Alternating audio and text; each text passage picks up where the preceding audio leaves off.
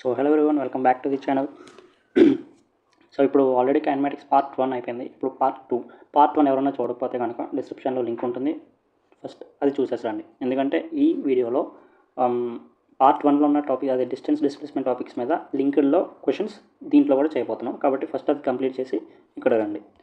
Okay, so ఇప్పుడు కంటిన్యూషన్లో speed and velocity వస్తాయి. స్పీడ్ అండ్ వెలాసిటీలో 2 టైప్స్ ఉంటాయి ఈచ్లో. స్పీడ్లో వచ్చేసి average speed and instantaneous speed, వెలాసిటీలో వచ్చేసరికి మళ్ళీ average velocity and instantaneous velocity. So ఈ 4 టర్మ్స్కి కూడా మీనింగ్ అండ్ ఫార్ములా చాలా కేర్ఫుల్గా గుర్తుపెట్టుకుంటే ఏ క్వశ్చన్ అన్నా సరే ఈజీగా సాల్వ్ చేయొచ్చు. యావరేజ్ స్పీడ్ ఏంటి? Total distance upon total time. Average velocity అంటే total displacement upon total time.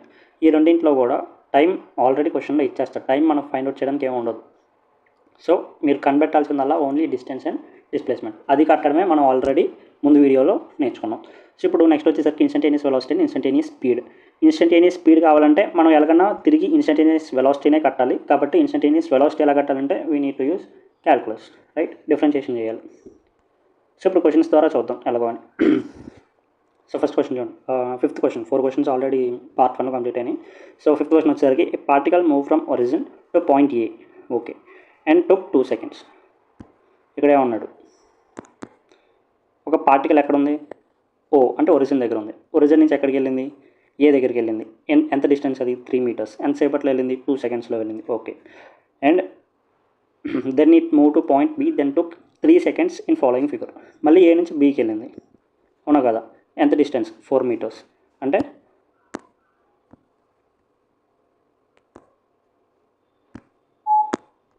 First O దగ్గర ఉంది అండ్ దెన్ ఏకి వచ్చింది. ఎంత డిస్టెన్స్? 3 meters. మళ్ళీ ఏ నుంచి బి దగ్గరికి వెళ్ళింది, అవునా కదా? ఎంత డిస్టెన్స్? 4 meters. అంతే. ఇది పార్టికల్ ట్రావెల్ చేసిన డిస్టెన్స్, రైట్? ఇప్పుడు క్వశ్చన్ ఏంటి? Find displacement. డిస్ప్లేస్మెంట్ అంటే ఏంటి? ఓ నుంచి ఫైనల్ పొజిషన్కి డైరెక్ట్ డ్రా చేస్తే అదే కదా, అవునా కదా? ఇదేనా కదా? ఇప్పుడు ఆ ఓబీ లెంగ్త్ని మీరు ఫైండ్ అవుట్ చేయాలి. కరెక్ట్గా అబ్జర్వ్ చేస్తే అది right angle triangle. Right angle ట్రయాంగిల్లో ఓబీ అంటే హైపోటెన్యూస్ ఫైండ్ అవుట్ చేయగలరు కదా? ఎంత వస్తుంది? 5 meters వస్తుంది. అంటే డిస్ప్లేస్మెంట్ ఎంత వచ్చింది? Is equal to 5 meters. And then distance కూడా అడిగారు. డిస్టెన్స్ ఎంత వస్తుంది? ఫస్ట్ ఎంత ట్రావెల్ చేసింది? 3 meters ప్లస్ 4 ట్రావెల్ చేసింది. అంటే ఓవరాల్ డిస్టెన్స్ ఎంత వస్తుంది? 7 meters. ఇప్పుడు నెక్స్ట్ వచ్చేసరికి యావరేజ్ స్పీడ్. యావరేజ్ స్పీడ్ అంటే ఏంటి? Total distance upon total time. Total distance ఎంత? ఇప్పుడే కట్టాం, 7 అపాన్ టోటల్ టైం ఎంత? ఎక్కడి నుంచి ఓ నుంచి ఏకి వెళ్ళడానికి 2 seconds, ఏ నుంచి బీకి వెళ్ళడానికి 3 seconds. అదే కదా total time. 2 + 3 5. So 7/5 is average speed. అది ఒకవేళ యావరేజ్ వెలాసిటీ అడిగితే total displacement upon total time. Total displacement ఎంత వచ్చింది? 5. టోటల్ టైం ఎంత? 5 కదా? So average velocity is 1 meter/second. Question అర్థమైంది కదా? Next question, 6th question. So ఒక పార్టికల్ ఏంటి? ఫస్ట్ x = 0 దగ్గర ఉంది. ఎప్పుడు? t = 0 దగ్గర. అండ్ దెన్ ఆ పార్టికల్ ఏమైంది? ట్రావెల్ చేసింది.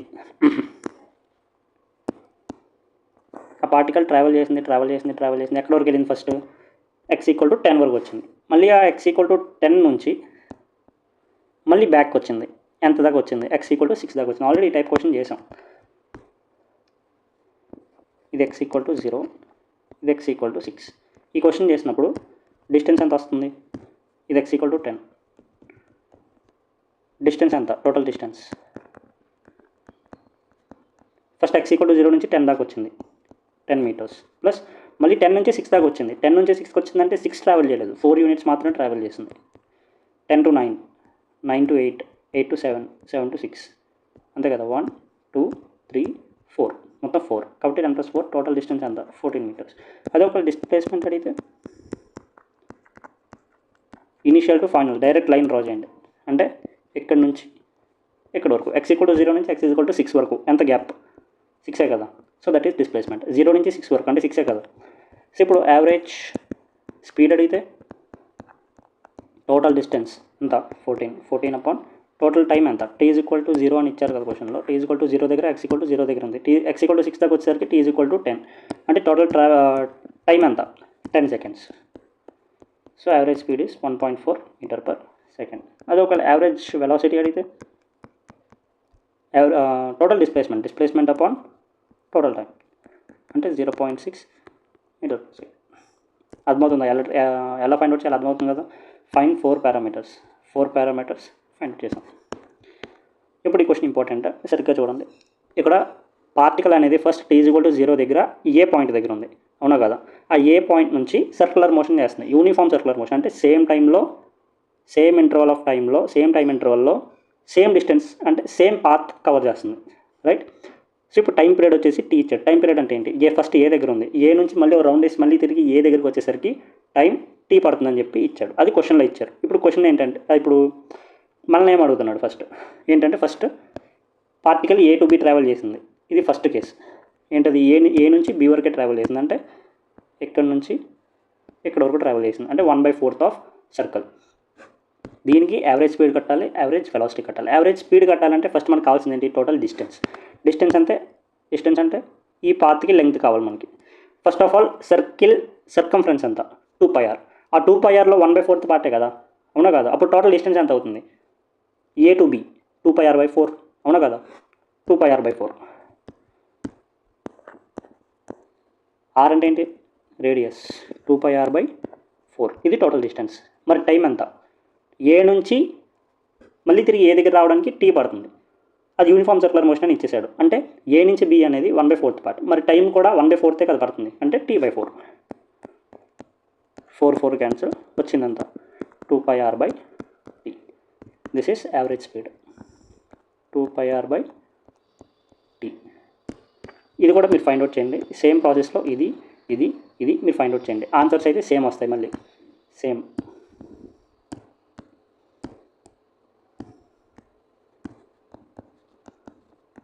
Two pi r by t వస్తుంది. అది ఎలా వస్తుంది అనేది మీరు ఫైండ్ అవుట్ చేయండి. ఓకే, యావరేజ్ వెలాసిటీ అయితే నేను చెప్తాను ఇప్పుడు యావరేజ్ వెలాసిటీ.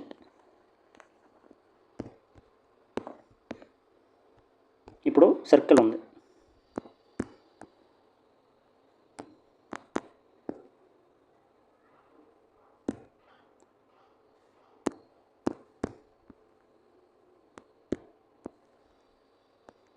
ఓకే. ఇదే point A B C D. First A నుంచి బికి, అవునా కదా. ఏ నుంచి బి అంటే డిస్ప్లేస్మెంట్ ఏమవుతుంది, ఏ నుంచి బికి డైరెక్టే కదా, అంటే ఇలాగా, అవునా కాదా. ఇప్పుడు ఏబి లెంగ్త్ కావాలి మనకి. ఎలా కడతాం లెంగ్త్ ఇప్పుడు, దిస్ ఈజ్ ఆర్ మీరు కరెక్ట్గా చూస్తే మళ్ళీ రైట్ యాంగిల్ ట్రయాంగిల్ వస్తుంది. రైట్ యాంగిల్ ట్రయాంగిల్ వస్తుందంటే ఏబి అనేది హైపోటెన్యూసే కదా. ఇది ఓ అనుకోండి, మిడిల్ ఓఏబి అనే ఒక ట్రయాంగిల్ ఉంది.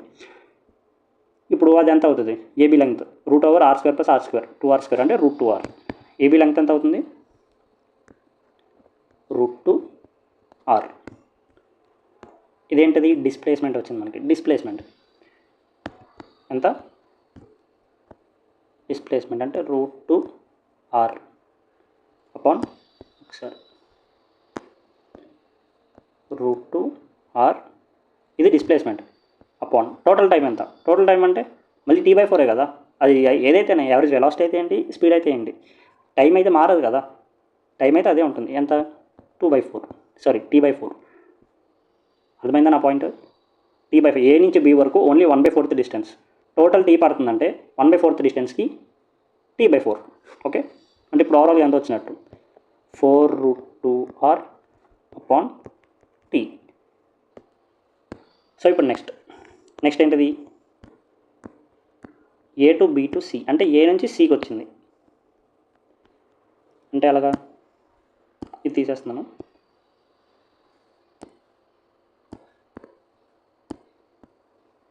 ఓకే, ఇప్పుడు ఏ నుంచి బి నుంచి సి అంటే ఇక్కడ వరకు వచ్చింది. ఎక్కడ స్టార్ట్ అయింది, ఏ దగ్గర. ఎక్కడ ఆగింది, సి దగ్గర, అవునా కాదా.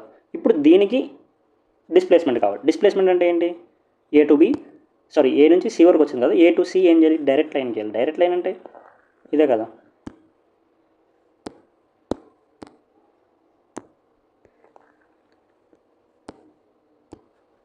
ఇదిగో 1 సెకండ్. ఇదే కదా ఏ టు సి అంటే, which is a diameter. Diameter అంటే లెంగ్త్ ఎంత, 2r కాదా, అంటే డిస్ప్లేస్మెంట్ అదే కదా, డిస్ప్లేస్మెంట్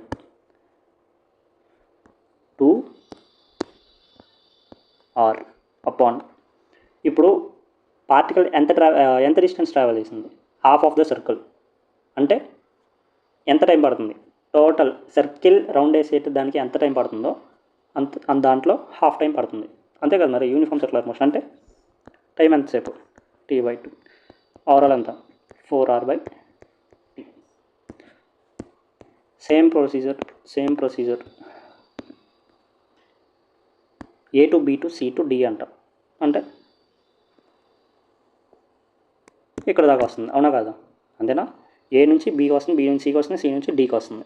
ఇప్పుడు దీనికి డిస్ప్లేస్మెంట్ అంటే ఏంటి, A to D direct line, ఇదేనా కాదా. ఇప్పుడు ఇది ఆర్, ఇది కూడా ఆర్, మళ్ళీ ఏడీ లెంగ్త్ ఎంత అవుతుంది మళ్ళీ, √2r కాదా, √2r కాదా, అంతే కదా. అంటే √2r అపాన్ టైం ఎంతసేపు పడుతుంది, ఇప్పుడు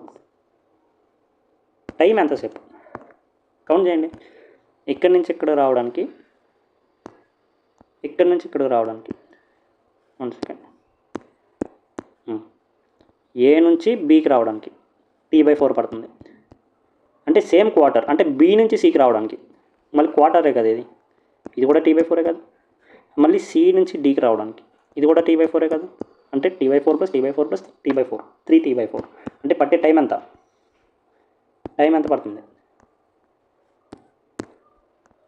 3t/4. అంటే డిస్ప్లేస్మెంట్ ఎంత, యావరేజ్ వెలాసిటీ 4 పైకి వెళ్తుంది, 4√2r upon 3t. This is average velocity. అది ఇప్పుడు దీంట్లోకి వచ్చామంటే average velocity from A to A, అంటే ఏ నుంచి ఏ దాకా వచ్చింది మళ్ళీ. అంటే సిచ్యువేషన్ అర్థమైంది కదా. ఓకే, ఈ సిచ్యువేషన్ అర్థమైంది కదా. ఎలాగా, ఏ దగ్గర స్టార్ట్ అయింది, వెళ్ళింది మళ్ళీ ఏ దాకా వచ్చింది, ఎలాగా మళ్ళీ ఏ దాకా వచ్చింది. అంటే ఇక్కడ డిస్ప్లేస్మెంట్ ఎంత, first of all initial position అదే, ఫైనల్ పొజిషన్ కూడా అదే. అంటే డిస్ప్లేస్మెంట్ ఎంత, 0 బై టైం పీరియడ్ ఎంతైనా ఉన్నాయి. న్యూమినేటర్ 0 అయిందంటే యావరేజ్ వెలాసిటీ 0 అయిపోయినట్టే కదా. అంటే లాస్ట్ కేస్ యావరేజ్ వెలాసిటీ ఎంత, 0. రైట్, పాయింట్ అర్థమైందా అందరికీ. సో ఈ క్వశ్చన్ ఎలా చేయాలి, దీని మీద వేరియేషన్ బేస్డ్ క్వశ్చన్స్ ఉంటాయి, అంటే కొంచెం డిఫరెంట్గా కూడా అడుగుతాడు. ఇంకొక కేసు ఉంటుంది, ఆ కేసు ఇక్కడే చెప్పేస్తాను చూడండి ఒకసారి.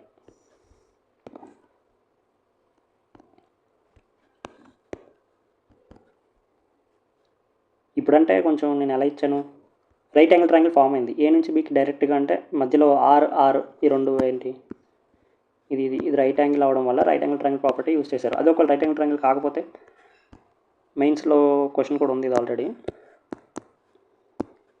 ఎలా అంటే దిస్ ఇస్ సర్క్యులర్ పాత్. ఇప్పుడు ఒక పాయింట్ ఏంటంటే పార్టికల్ ఏంటంటే యూనిఫామ్ సర్క్యులర్ మోషన్ చేస్తుంది. ఇప్పుడు దీంట్లో ఏంటంటే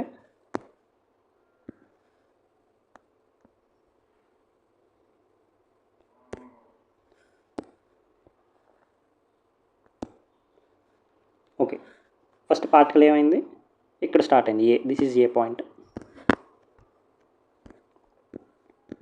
దిస్ ఈజ్ బి, ఇక్కడ స్టార్ట్ అయింది విత్ కాన్స్టెంట్ వెలాసిటీ v.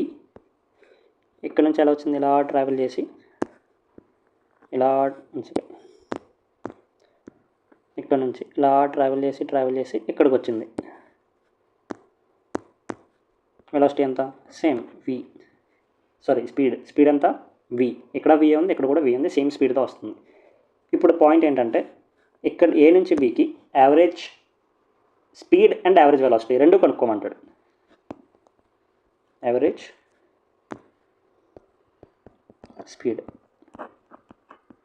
ఇప్పుడు యావరేజ్ స్పీడ్ కట్టాలంటే మీకు డిస్టెన్స్ కావాలి, యావరేజ్ వెలాసిటీ కట్టాలన్నా మీకు డిస్ప్లేస్మెంట్ కావాలి. ఫస్ట్ యావరేజ్ వెలాసిటీ చూడండి. యావరేజ్ వెలాసిటీ కావాలంటే ముందు ఏం చేయాలి, డిస్ప్లేస్మెంట్ కనుక్కోవాలి. డిస్ప్లేస్మెంట్ అంటే A to B direct line gain. First ఏమొస్తుంది, ఇది వస్తుంది. ఇంకోటి ఏంటంటే క్వశ్చన్లో ఇచ్చేసి ఇంకో ఇన్ఫర్మేషన్ ఏంటంటే ఈ రెండింటికి మధ్య యాంగిల్ 120 అంట, యాంగిల్ 120. యాంగిల్ ఎంత 120. సో ఇప్పుడు ఈ క్వశ్చన్ ఎలా సాల్వ్ చేయాలి, ఏబీ లెంగ్త్ని ఎలా కనుక్కోవాలి. సో మీరు చేయగలిగే ఫస్ట్ థింగ్ ఏంటంటే డ్రా ఏ పర్పెండిక్యులర్. ఇప్పుడు ఎలాగంటే ఇది అండ్ ఇది రెండు రేడియసే కదా, ఇది ఓ అనుకోండి, OA and OB both are radius, అవునా కదా. ఈ రెండు రేడియస్ అంటే ట్రయాంగిల్లో ఏదన్నా టూ సైడ్స్ ఈక్వల్ అంటే వాటికి ఆపోజిట్ యాంగిల్ ఈక్వల్గా ఉంటాయి, అవునా కదా. ఇప్పుడు నేను పర్పెండిక్యులర్ డ్రాప్ చేస్తాను ఇక్కడ నుంచి.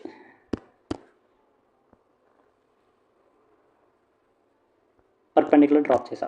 ఈ టూ సైడ్స్ ఈక్వల్ ఉన్నప్పుడు నేను పర్పెండిక్యులర్ డ్రా చేయడం వల్ల ఈ టూ సైడ్స్ కూడా ఈక్వల్ అవుతాయి. Just this is a property, just డైరెక్ట్గా గుర్తుపెట్టుకోండి ప్రాపర్టీ ఇది. దీన్ని డ్రాప్ చేయడం వల్ల ఈ టూ సైడ్స్ కూడా ఈక్వల్ అవుతాయి. ఇప్పుడు ఇది ఏమైంది, రైట్ యాంగిల్ ట్రయాంగిల్ అయింది. ఏది, ఇది ఎం అనుకోండి కాసేపు.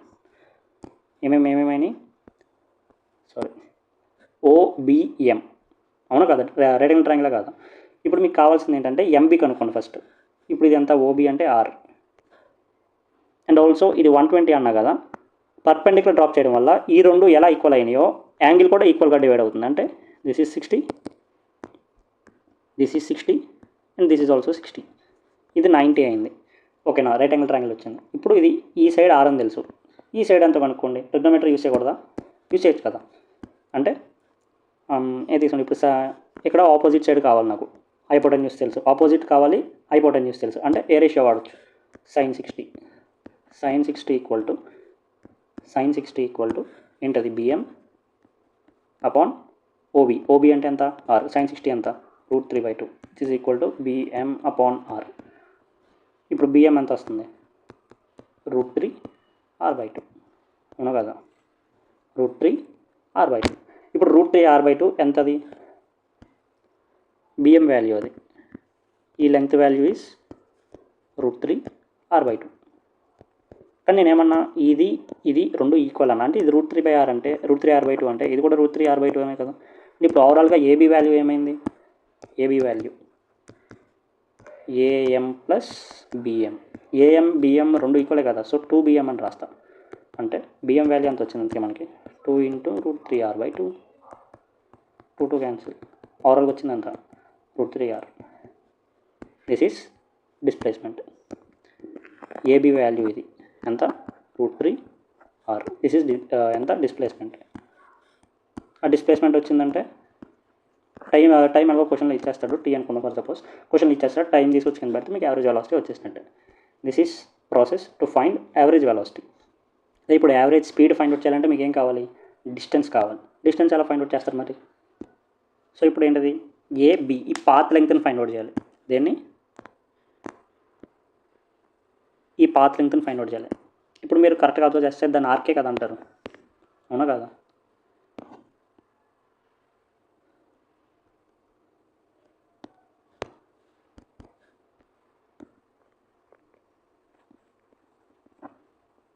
Arc length, first of all ఆర్క్ది లెంగ్త్ ఎలా ఫైండ్ అవుట్ చేస్తారు ముందు, ఎప్పుడైనా అన్నారా.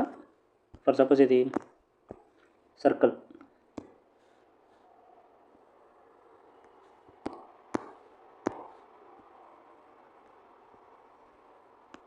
ఇలా ఉంది, రేడియస్ ఎంత, ఆర్,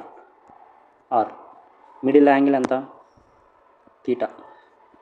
దీని లెంగ్త్ నేను కనుక్కోవాలి. ఇప్పుడు ఫర్ సపోజ్ నేను ఎంతో తెలియదు కాబట్టి నేను ఎల్ అనుకుంటా. ఆ ఎల్కి ఫార్ములా ఏంటి, ఆర్ ఇంటూ తీటా, అర్థమైందా లేదా, R into theta. Theta must be in radians, డిగ్రీస్లో పెట్టకూడదు, రేడియన్స్లో పెట్టాలి. ఆ రేడియన్స్లో పెడితే మనకు వచ్చేది ఏంటి, length of the arc. Same process ఇక్కడ కూడా యూస్ చేయండి. లెంగ్త్, రేడియస్ ఎంత, ఆర్ అనుకున్నాం, మరి యాంగిల్ ఎంత, 120 డిగ్రీస్. 120 డిగ్రీస్ ఇది. కానీ నేను దాన్ని ఏం చేయాలి, రేడియన్స్లో కన్వర్ట్ చేయాలి. రేడియన్స్లో కన్వర్ట్ చేయాలి, మీకు ఆల్రెడీ బేసిక్ మ్యాథ్స్లో చెప్పాను. రేడియన్స్లో కన్వర్ట్ చేయాలంటే ఏం చేయాలి, 120 × 2π/360తో డివైడ్ చేయండి, లేకపోతే π/180తో మల్టిప్లై చేయండి. ఎంత వస్తుంది, 0 0 క్యాన్సల్, 6 2 12 అంటే 2πr/3, 2πr/3. ఇలా కూడా ఫైండ్ అవుట్ చేయొచ్చు. అర్థమైందా లేదా. సేమ్ ప్రాసెస్ ఇక్కడ ఆర్క్ లెంగ్త్ ఎలా ఫైండ్ అవుట్ చేసినా సేమ్ ప్రాసెస్ ఇక్కడ యూస్ చేసినా కూడా ఆన్సర్ వస్తుంది, ఓకేనా. ఇప్పుడు ఇంకేం క్వశ్చన్స్ ఉన్నాయి, ఈ క్వశ్చన్ చేసి ఇక్కడితో ఆపుతాను. దీని కంటిన్యూషన్ నెక్స్ట్ వీడియో చేస్తాను 9th క్వశ్చన్ నుంచి. ఇప్పుడు 8th క్వశ్చన్ ఏంటంటే a car is moving along X axis. A car is moving along X axis in first 4 hours. First 4 hours it travels with speed 50 km/h. Okay, car ఏంటంటే X యాక్సిస్లో travel చేస్తుంది. దేంట్లో travel చేస్తుంది? X యాక్సిస్లో.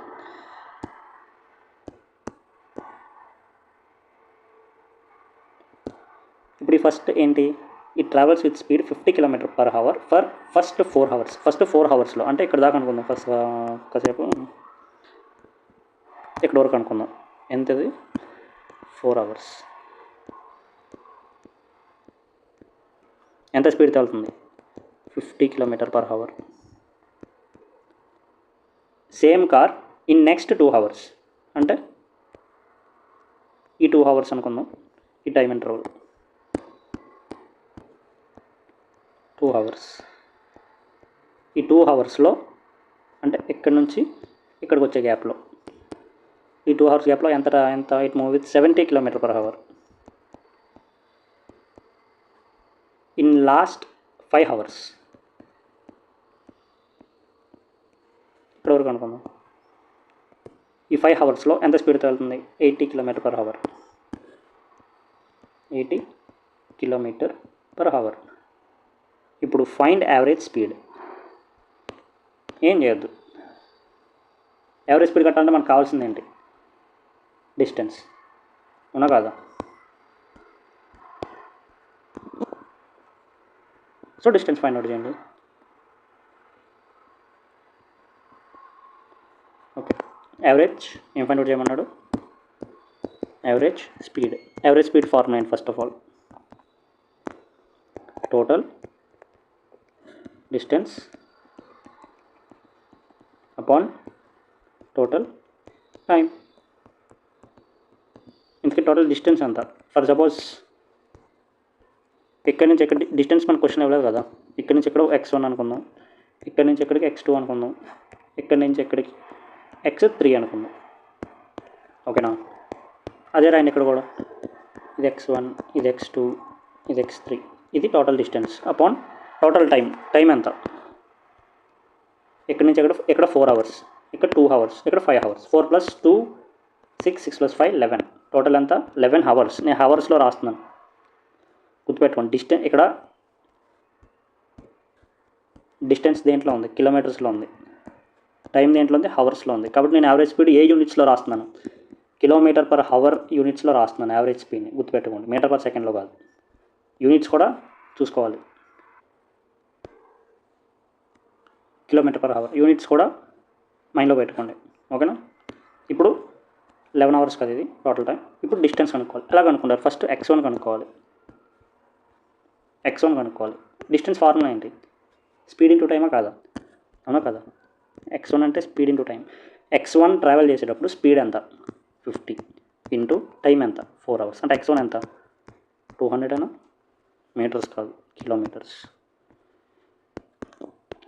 ఇప్పుడు x2 speed into time. Speed ఎంత? 70 into time ఎంత? 2 hours. అంటే x2 ఎంత? 140 kilometers. ఇప్పుడు x3 speed into time. Speed ఎంత? 80. టైం ఎంత? 5. అంటే ఓవరాల్గా ఎంత? 400 kilometers. ఇప్పుడు x1 + x2 + x3 అంటే ఎంత? 200, 140, 200 + 140 ప్లస్ లాస్ట్ది ఎంత? 400 అపాన్ 11.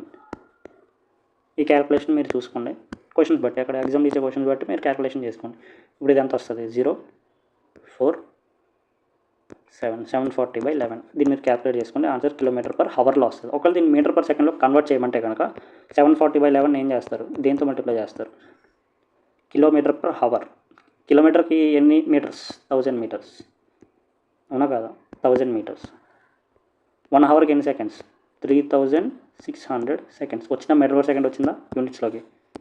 చూసుకోండి. అంటే 740/11 ఇంటూ 5/18 seconds. ఈ రెండు క్యాన్సిల్ చేస్తే ఇది 5 times పోతుంది, ఇది 18 times పోతుంది. అదైందా? అది ఏ టేబుల్ 200 టేబుల్. ఓకేనా, ఇలా చేయాలి. సో ఇప్పుడు నెక్స్ట్ క్వశ్చన్ వచ్చేసి పార్ట్ 3 నుంచి చేద్దాం. నో వరీస్, మెల్ల కంప్లీట్ చేసిన ఫాస్ట్ కంప్లీట్ చేద్దాం, విత్ ఇన్ టైం కంప్లీట్ చేద్దాం. Okay, by by, take care.